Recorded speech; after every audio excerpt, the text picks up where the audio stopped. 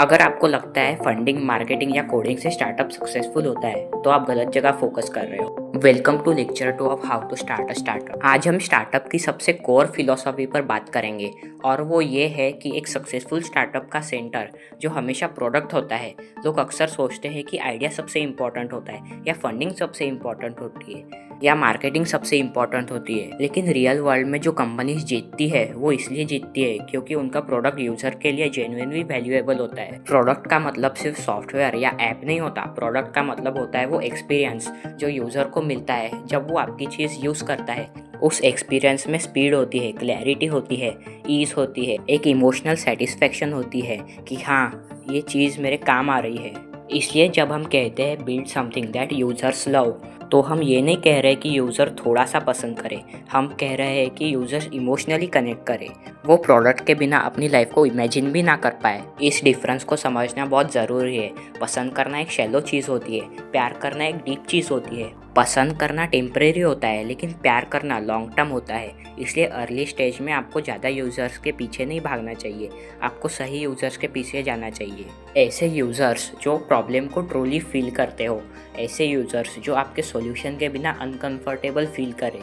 अगर आप 100 लोगों के लिए एक लाइफ चेंजिंग प्रोडक्ट बना सकते हो तो वो 100 लोग आपके बड़े मार्केटर्स बन जाएंगे। वो बिना बोले दूसरों को बताएंगे, वो नेचुरली आपकी ग्रोथ मशीन बन जाएंगे। इसको ही हम वर्ड ऑफ माउथ कहते हैं। वर्ड ऑफ माउथ कोई स्ट्रेटर्जी नहीं होती, ये एक आउटकम होता है ग्रेट प्रोडक्ट का। जब कोई यूज़र अपने दोस्त को बोलता है कि तू ये चीज़ ट्राई कर, ये अमेजिंग है, उस ट्रस्ट को कोई ऐड रिप्लेस नहीं कर सकता। इसलिए अगर आप खुद को ये बोलते हुए पाओ कि अभी ग्रोथ स्लो है लेकिन फ्यूचर में कोई मार्केटिंग या पार्टनरशिप से ठीक कर देगी, तो आपको रुक कर सोचना चाहिए, क्योंकि मोस्ट प्रोबेबली प्रॉब्लम प्रोडक्ट में है, मार्केटिंग में नहीं।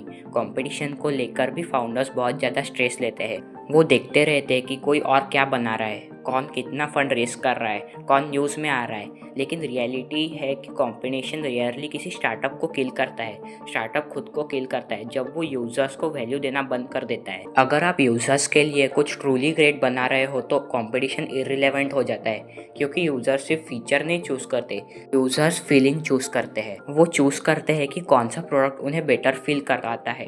ग्रेट प्रोडक्ट्स ऑलमोस्ट हमेशा सिंपल होते हैं। सिंपल का मतलब बोरिंग नहीं होता, सिंपल का मतलब इनिशिएटिव होता है, सिंपल का मतलब क्लियर होता है। जब यूज़र पहली बार प्रोडक्ट देखे तो उसे इंस्ट्रक्शंस पढ़ने की ज़रूरत ना पड़े। सिंप्लिसिटी बनाना बहुत मुश्किल होता है। सिंप्लिसिटी के लिए आपको बहुत सारी चीज़ों को हटाना पड़ता है, आपको बहुत सारे आइडियाज़ को किल करना पड़ता है, आपको बहुत सारे फीचर्स को नो बोलना पड़ता है। लेकिन जो फाउंडर ये डिसिप्लिन फॉलो करता है वही अल्टीमेटली विन करता है, क्योंकि सिंप्लिसिटी ट्रस्ट बिल्ड करती है और ट्रस्ट लॉन्ग टर्म रिलेशनशिप बनाता है। फाउंडर्स जो जीतते हैं वो प्रोडक्ट के साथ इमोशनली अटैच्ड होते हैं। वो प्रोडक्ट को अपना बच्चा समझते हैं। जब प्रोडक्ट में बग होता है तो उसको पर्सनल पेन होता है। जब यूज़र कंप्लेंट करता है तो वो डिफेंड नहीं करते, वो सुनते हैं। ये ऑब्सेशन हेल्दी होता है। ये ऑब्सेशन प्रोडक्ट को नेक्स्ट लेवल पे ले जाता है। अर्ली डेज में फाउंडर्स खुद सपोर्ट करते हैं, खुद सेल्स करते हैं और खुद ऑनबोर्डिंग करते हैं। ये इसलिए नहीं क्योंकि वो प्रोफेशनल नहीं है, बल्कि इसलिए क्योंकि सबसे फास्ट तरीका होता है लर्निंग का। जब आप यूज़र से खुद बात करते हो तो आप उनकी आवाज़ सुनते हो, आप उनकी फ्रस्ट्रेशन फील करते हो, आप उनकी एक्साइटमेंट फील करते हो। ये चीज़ आपको करेक्ट डिसीजन लेने में हेल्प करती है। इनिशियल यूज़र्स को आपको मैन्युअली लाना चाहिए, आपको उनको पर्सनली इनवाइट करना चाहिए, आपको उनको पर्सनली फॉलो अप करना चाहिए। ये स्लो लगता है लेकिन ये सबसे फास्ट तरीका होता है स्ट्रॉन्ग फाउंडेशन बनाने का।